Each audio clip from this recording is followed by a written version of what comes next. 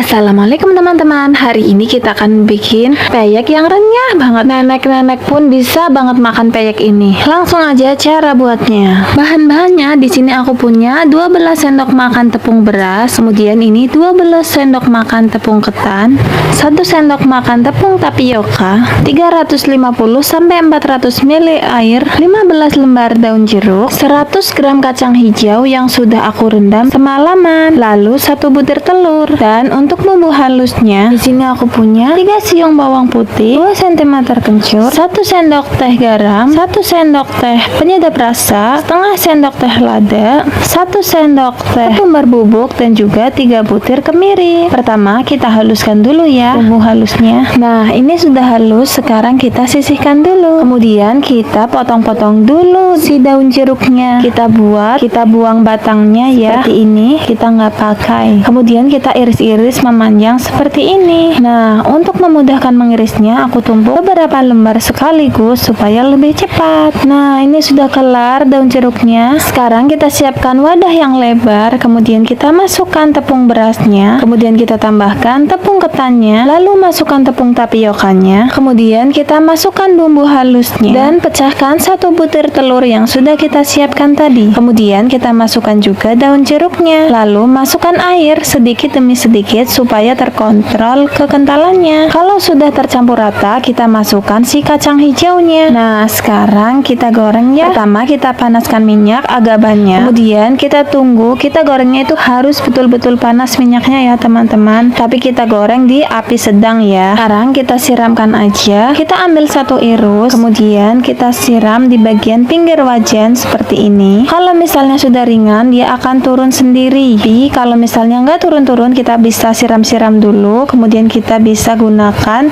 apa sih namanya, sutilnya. Kita gunakan susuk untuk mendorongnya ke minyak panas. Ini kita goreng dengan api sedang sampai kuning kecoklatan ya, sampai benar-benar kering, tidak ada bagian yang putihnya. Kalau misalnya ada yang putih-putih, meskipun bagian lainnya sudah kecoklatan, biasanya yang putih itu akan keras. Jadi pastikan semuanya itu udah berwarna kuning kecoklatan, baru kita angkat ya. Jangan lupa dibolak-balik supaya matangnya merata. Nah, ini warnanya sudah merata, sudah matang semua. Sekarang kita angkat. Ini dia hasilnya teman-teman. Ini rasanya enak banget, gurih, renyah, dan bumbu-bumbunya itu berasa banget. Nih, dengerin suaranya.